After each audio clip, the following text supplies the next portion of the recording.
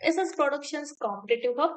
ఈ వీడియోలో మనం ఇక్కడ ఆరోగ్య కార్యక్రమాల్లో భాగంగా జాతీయ ఆరోగ్య కార్యక్రమాల్లో భాగంగా నెక్స్ట్ కంటిన్యూషన్ అనేది చూద్దాము. సేమ్ ఇదే విధంగా ఎక్స్‌ప్లనేషన్ అనేది ఫుల్ వీడియోస్ అనేటివి మన యాప్‌లో అందుబాటులో ఉన్నాయి. తెలంగాణ ఎంపీహెచ్‌ఏ వీడియో క్లాసెస్ సంబంధించి దీంట్లో మీకు ఆల్రెడీ అప్‌లోడ్ చేసున్నాము. ఫస్ట్ యూనిట్‌లో భాగంగా కమ్యూనిటీ హెల్త్ నర్సింగ్‌లో భాగంగా ఈ జాతీయ ఆరోగ్య కార్యక్రమాలనేటివి బోధించుకుంటున్నాము. ఫుల్ వీడియోస్ దాదాపు మీకు 300 బిట్స్ లేదా 350 బిట్స్ దాకా మీకు కవర్ అవ్వడం అనేది జరుగుతుంది. సో, ఇక్కడ మనకు అన్ని స్కీమ్స్ కవర్ అవుతాయండి. ఇంకా ఎవరైనా పర్చేజ్ చేసుకోని వాళ్ళుంటే పర్చేజ్ చేసుకోండి. ఫుల్ వీడియోస్ అనేటివి మీకు అందులో ఉన్నాయి. ఈ వీడియోలో అయితే మనం కొన్ని బిట్స్ అనేటివి చూద్దాము. దీని గురించి ఏమైనా డౌట్ ఉన్నా కూడా 9441874218కి కాల్ చేయండి. ఒక ఆప్షనే కాకుండా మీకు వచ్చినటువంటి 4 ఆప్షన్స్ ఏవైతే ఉన్నాయో 4 ఆప్షన్స్ కూడా ఎక్స్‌ప్లనేషన్ చేసి మరి మీకిక్కడ బోధించడం అనేది జరిగింది. ఇందులో మీకు కార్యక్రమాల యొక్క ఇయర్స్ గాని, ఓకే. ఇంపార్టెంట్ అయినటువంటి కార్యక్రమాల యొక్క ఇయర్స్ గాని, దాని ఉద్దేశ్యం గాని, ఓకే. దాని యొక్క అబ్రివేషన్స్, ఓకే. ఇక్కడ మెయిన్‌గా చెప్పుకోవడం అనేది జరిగింది. అన్ని కార్యక్రమాలు కవర్ అయితాయి. ఇంకా ఎవరైనా పర్చేజ్ చేయని వాళ్ళుంటే గనక పర్చేజ్ చేసుకోండి ఫుల్ క్లాసెస్ కోసం. ఇంకా లేట్ చేయకుండా మనం క్లాస్‌లోకి వెళ్ళిపోదాం. కంటిన్యూషన్ బిట్స్ చూద్దాము. మల విసర్జనను డాష్ అందురు. మల విసర్జనను డాష్ అందురు. ఆప్షన్ 1 అండి డెఫికేషన్.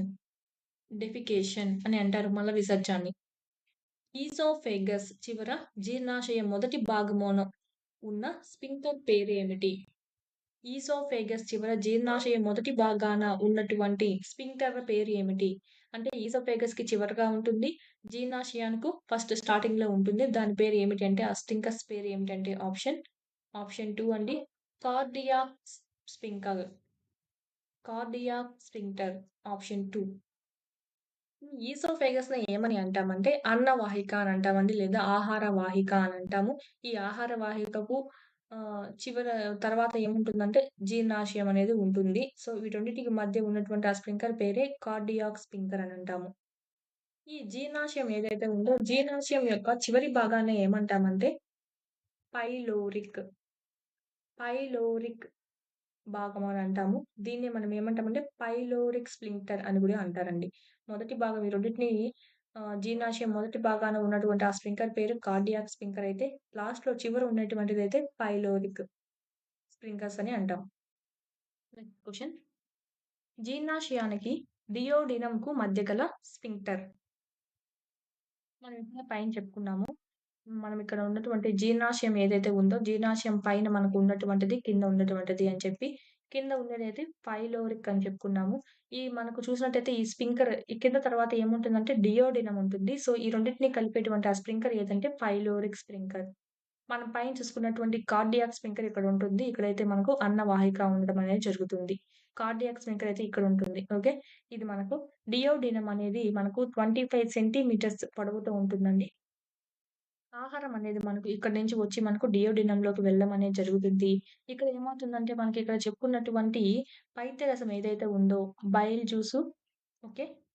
పాంక్రియాటిక్ జ్యూసు ఆహారంతో కలయడం అనేది ఇక్కడే జరుగుతుంది డియోడినంలో. ఈ ప్రాంక్రియాటిక్ జ్యూసు, పైత్యరసము ఈ డియోడినంలోనికి దేని ద్వారా మనకు ఇక్కడ డియోడినంలోకి కలవడం అనేది జరుగుతుంది అంటే ample of water. Ample of water అనేటువంటి రంధ్రం ద్వారా ఈ డియోడినంలోకి ఇవి రసాలనేటివి కలవడం అనేది జరుగుతుంది. సో, మోస్ట్ ఇంపార్టెంట్ ఇదొకటి మనకు ఇంపార్టెంట్ బిట్ అండి. నెక్స్ట్ అపెండిక్స్ యొక్క పొడవు ఎంత? అపెండిక్స్ యొక్క పొడవు ఆప్షన్ 3 7.5 సెంటీమీటర్స్. 7.5 సెంటీమీటర్స్. ఈ డియోడినం యొక్క పొడవు ఎంత? డియోడినం యొక్క పొడవు ఇప్పుడే చెప్పాను.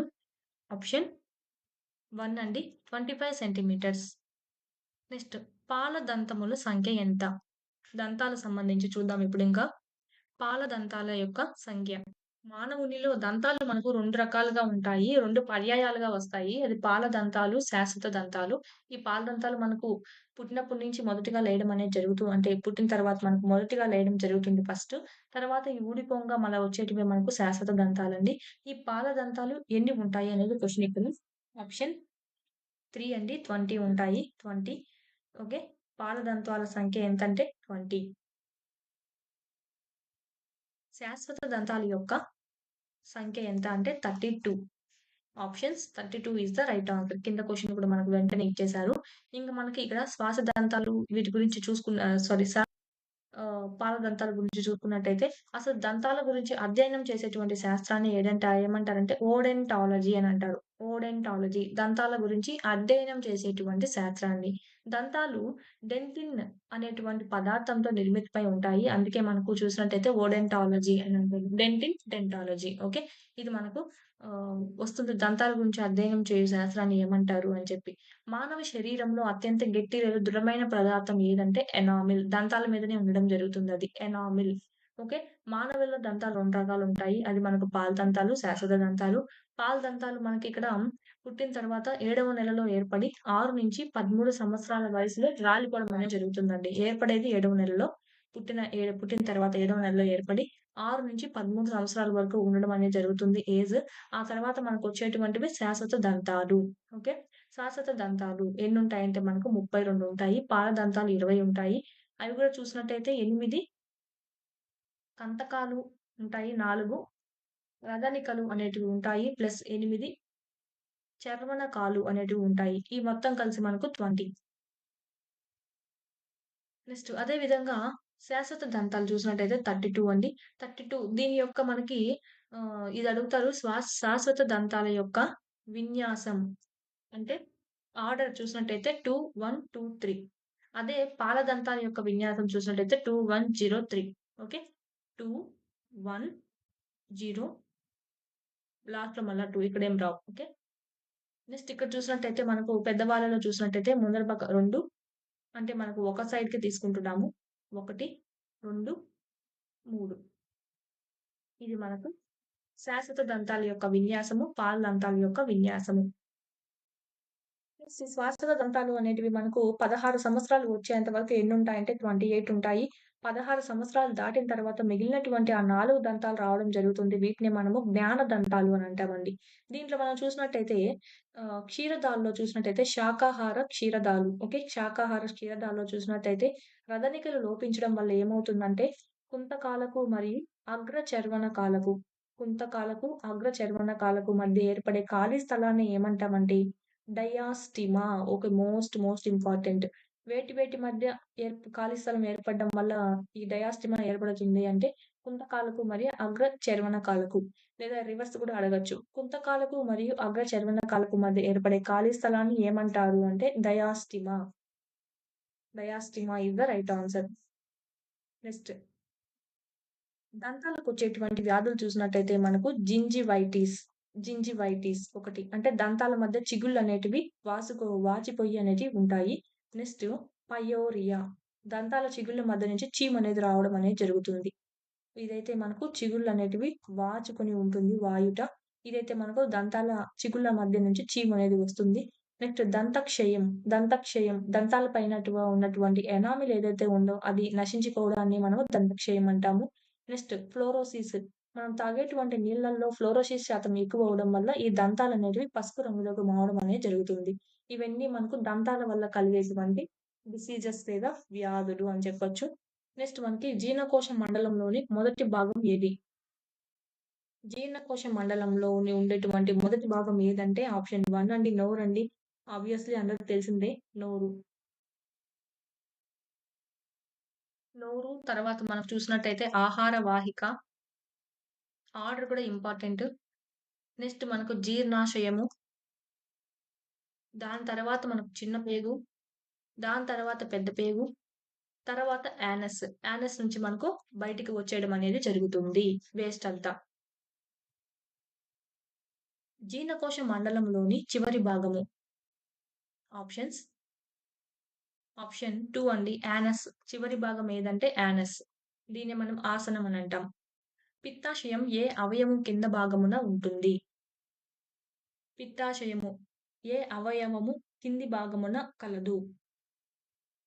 దీన్నే మనం ఏమంటామంటే గాల్ బ్లాడర్ అని కూడా అంటాము. పిత్తాశయాన్ని మనము గాల్ బ్లాడర్ అని అంటాము. ఇది దేని యొక్క కింది భాగాన ఉంటుంది అంటే లివర్ అండి. లివర్ యొక్క కింది భాగాన మనకు గాల్ బ్లాడర్ ఉంటుంది. ఈ గాల్ బ్లాడర్ తర్వాత మనకు బ్రాంకియాస్ ఉంటాయి. అంటే క్లోమము. క్లోమ గ్రంథులు. ఓకే. ప్రాంకియాస్ అనేటివి ఉంటాయి. పిత్తాశయం ఏ అవయవం కింద ఉంటుంది అంటే కాలేయము. ఓకే. కాలేయం కింద ఈ విధంగా ఎక్స్‌ప్లనేషన్ అనేది ఫుల్ వీడియోస్ అనేటివి మన యాప్‌లో అందుబాటులో ఉన్నాయి. తెలంగాణ ఎంపీహెచ్‌ఏ వీడియో క్లాసెస్ సంబంధించి దీంట్లో మీకు ఆల్రెడీ అప్‌లోడ్ చేసున్నాము. ఫస్ట్ యూనిట్‌లో భాగంగా కమ్యూనిటీ హెల్త్ నర్సింగ్‌లో భాగంగా ఈ జాతీయ ఆరోగ్య కార్యక్రమాలనేటివి బోధించుకుంటున్నాము. ఫుల్ వీడియోస్ దాదాపు మీకు 300 బిట్స్ లేదా 350 బిట్స్ దాకా మీకు కవర్ అవ్వడం అనేది జరుగుతుంది.